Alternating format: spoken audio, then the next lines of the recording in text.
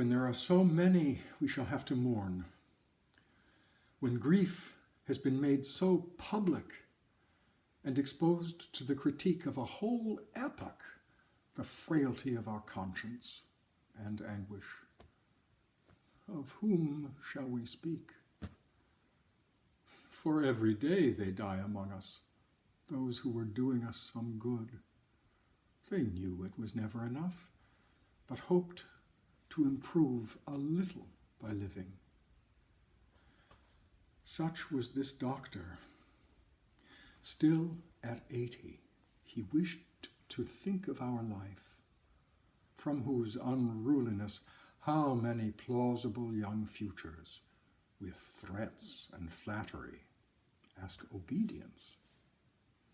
But he was denied his wish. He closed his eyes upon that last picture, common to us all, of problems gathered like relatives, puzzled and jealous about our dying. For about him, till the very end, were still those he had studied, the fauna of the night, and the shades that still waited to enter the bright circle of his recognition turned away in their disappointment as he was taken away from his life interest to go back to the earth in London, an important Jew who died in exile. Only hate is happy, hoping to augment his practice now, and his shabby clientele who think they can be cured by killing and covering the gardens with ashes. They are still alive. But in a world he changed simply by looking back with no false regret. All he did was remember like the old and be honest like children. He wasn't clever at all. He merely asked the sad present to recite the past like a poetry lesson till sooner or later it faltered in the line where long ago the accusation had been made, and suddenly realized by whom it had been judged, and how rich life is, and how silly. And now, life forgiven and more humble, able to approach the future as a friend, without a wardrobe of excuses, without a set mask of rectitude or an embarrassing, over-familiar gesture.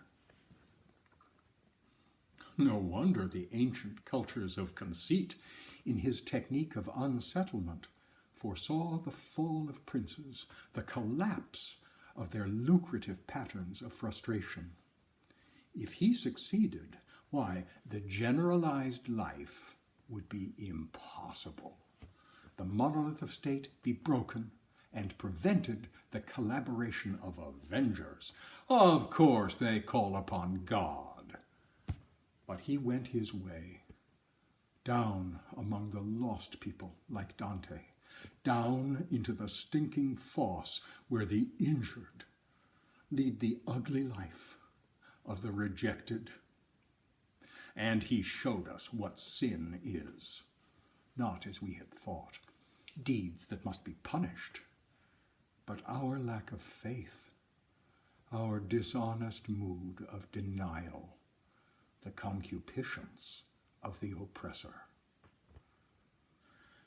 And if some traces of the autocratic pose, the paternal strictness that he distrusted, still clung to his utterance and features, it was a protective coloration for one who lived among enemies so long. And if often he was wrong, and at times absurd, for us, he's no more a person now, but a whole climate of opinion, under whom we conduct our different lives.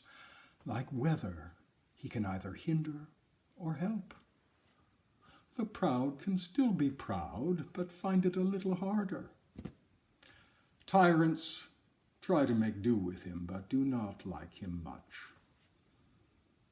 He quietly surrounds all our habits of growth. He extends to the tired in the remotest miserable duchy till they feel the change in their bones and are cheered. To the child, unlucky in his little state, some hearth where freedom is excluded, a hive whose honey is worry and fear, feels calmer somehow and assured of escape,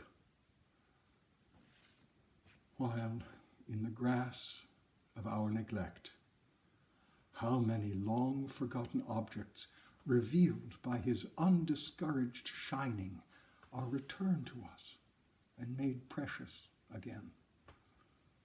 Games we thought we had to drop as we grew up.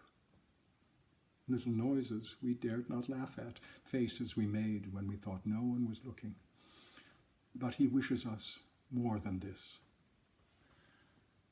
To be free is often to be lonely. He would unite the unequal moieties fractured by our own well-meaning sense of justice, would restore to the larger the wit and will the smaller possesses but dares use only in arid dispute, would give back to the son the mother's richness of feeling. But he would have us remember most of all to be enthusiastic over the night, not only for the sense of wonder it alone has to offer, but because it needs our love. With large, sad eyes, its delectable creatures look up and beg us to ask them to follow. They are exiles from the future that lives in our power, would rejoice if asked to serve enlightenment like him, even to bear our cry of Judas as he did, and all must bear who serve it. Our rational voice is dumb. Over his grave, the household of impulse mourns one dearly loved. Sad is Eros, builder of cities, and weeping, anarchic Aphrodite.